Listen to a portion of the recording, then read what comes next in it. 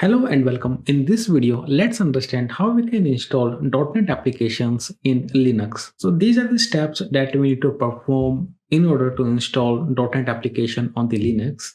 First, we have to get the Linux. For that, let's open our command line. So I have opened up my command line and I will be using WSL to install Ubuntu on my Windows.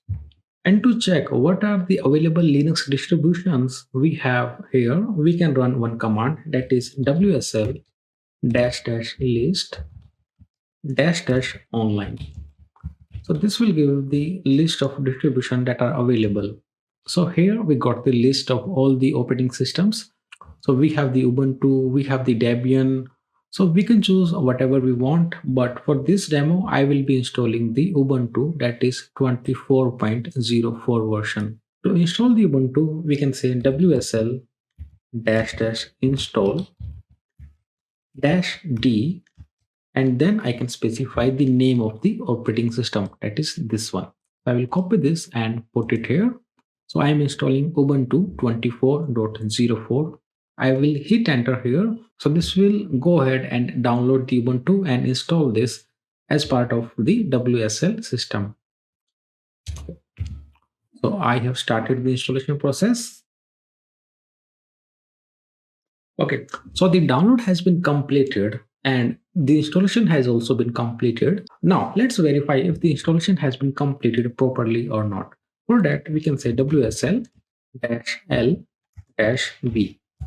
This will give the list of available operating system in your machine. So I have this Docker that is currently in running state, and I also have this Ubuntu 24.04 that we have just installed. Right. Now, to start this Ubuntu and connect to the terminal of this Ubuntu operating system, we can run one command, that is WSL-D, and then we can specify the name of the operating system. I will put Ubuntu here. And if I hit enter here, I will go inside the Ubuntu terminal. Because I am running this first time, so the first time you have to create a username and password. So it is asking me to provide one default Unix user account name. So I will keep this as my name and I will provide some password here. We need to confirm the password by typing it again. Right. Okay. And guys, if you face any issues in this setup, then you have to just restart your machine and then you will be able to do the further steps. Okay. Now we are connected to our Ubuntu terminal. You can see here, we are seeing $ here, which means we are in the Linux operating system now. Okay, so the first step has been completed. We have successfully installed the Linux environment in our Windows. Now let's create our API that we will be deploying to Linux. And I already have this one simple web API that is pretty much the default API that we will get when creating a .NET web API project. So I have this controller here, weather forecast controller. Let me run this locally and see if it is working fine or not. So I will say .NET run and I will open this particular URL because it is currently running here. I'll copy this. I'll go to my browser and I will put the URL here and I will go to weather forecast endpoint. And I'm able to get the weather data. If I refresh, I'm getting the new data. Yeah, so the default application is working fine. Now let's go back to the Visual Studio Code and here let's stop this application now. And now let's publish this application. To publish one application, we can run .NET. I will specify publish here. I will specify configuration with -c and I will be using the release configuration. I will hit enter here and this will start the publish process. So that is also done. Now let's go to the folder where we have published the artifacts. So I can go to right click here and open this in a file explorer. And let's go back one step and here you need to go to the bin folder. You need to go to the release folder, then open the .NET 10 or whatever version you are using. And then you can go to the publish folder. So these are the artifacts which are generated by the .NET publish command. Now let's go back to our Linux terminal, which we have opened here. Now let's go to the home directory, and to go to the home directory we can type cd and we can type this symbol and hit enter here. Now I am in my home directory. Here let's create a folder where we will be copying our artifacts. To create a folder I can run mkdir -p and I will give the path where I want to create this folder. I want to create this in my home directory. So I will say /apps/demo API1. Hit enter. So the folder has been created. Now let's navigate to this particular folder. cd space, I can give this path again. So let's copy this and put it here. Hit enter. Now I am in demo API1 folder. And if I run ls command here, I don't get anything because this folder is currently empty. Right. Now what I need to do, I need to copy the data from my Windows folder.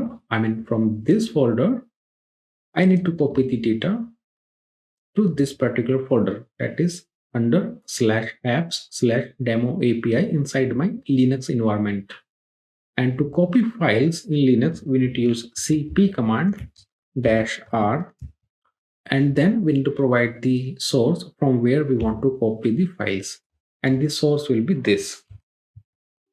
So what I am specifying here, I am saying /mnt. mnt is the mount position. This is kind of a magic folder. Basically, using this, our Linux environment can communicate with our Windows environment. So what I'm saying, go to this mnt, then go to C drive, go to users folder, then my username, then source, repos, demo API1, go to bin folder, then go to release folder, then go to .NET 10 folder, and then go to publish folder, and then whatever is available in the publish folder, copy everything there. So I'm specifying /*. So it will copy all the files from the publish folder. And then give a space here and then specify where you want to copy these files. I want to copy it in the same folder where I'm currently, so I can specify a dot here. Let's hit enter and the files are copied. If I run the ls command now, I can see all the files are available now. Correct? So we have successfully copied file from our Windows machine to our Linux environment. Okay, so we have built the API and we have copied the API to our Linux environment. In order to install this .NET application, we need to basically configure our Ubuntu environment. We need to install .NET Runtime. Let's see how that can be done. Let's go back to our home directory by running cd and this symbol. Now I am in my home directory. Now I need to download the Microsoft key so that Ubuntu will trust the softwares that are coming from the Microsoft. And to do that, I need to run one particular command. Let me paste the command first, then I will explain what this will do. Okay, so this is the command. Okay, so what I'm running, I'm saying wget. So get whatever is available at this particular URL. Okay, so it will download this particular file. This is basically the key that will be downloaded to the Linux. So let's hit enter here. Okay, so the file has been downloaded. Now we need to install this key. Let's see how we can install it. So we need to run this particular command. I am saying sudo because this will need admin rights to run this.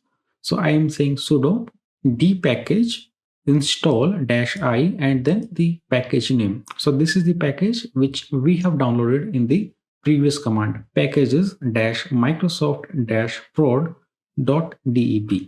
Okay, let's hit enter here and this will ask you for the password.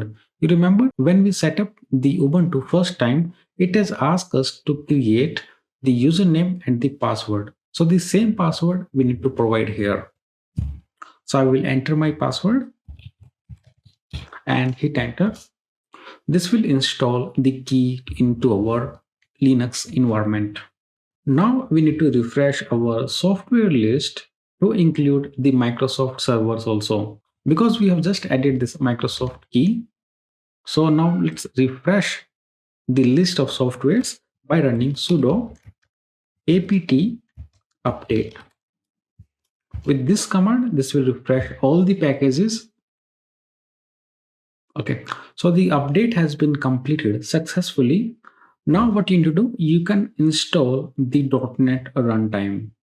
Okay, and to install the .NET runtime, it is very simple. We need to run sudo apt install, and then I need to give asp netcore dash runtime dash 10.0, because I want to install the .NET 10 version, and then specify dash y to accept the terms and conditions.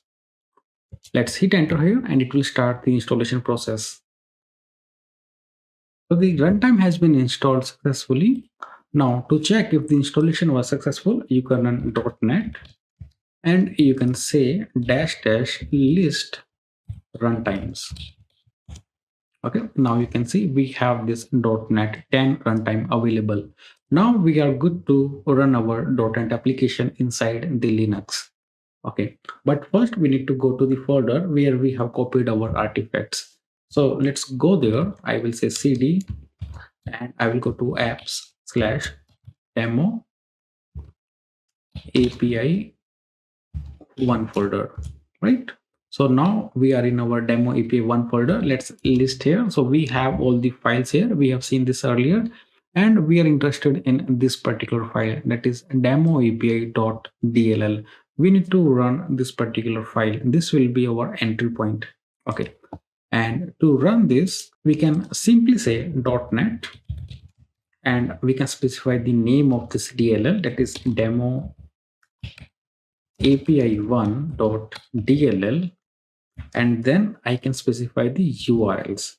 URLs basically mean on which URL I will be able to access this .NET API on my Windows machine, right? So I will specify http :/0.0.0.0:5000. So I'm giving this port number as 5000. On port 5000, I will be able to access my web API. I will end it with double quotes and hit enter here. And it has started my application. You can see here now the application is listening at this particular port. Now what we can do, we can test our application. I can open my browser, and this was the local setup. So locally I was running it at 5291 port, but now our application is available at 5000 port inside the Linux environment, not on the Windows, but on the Linux. I will change the port number to 5000 and hit enter. You can see we are still getting the data. So our application is working as expected. So that's it for this video, guys. In this video, we have seen how to set up the Linux environment inside Windows and how to run .NET application inside the Linux environment.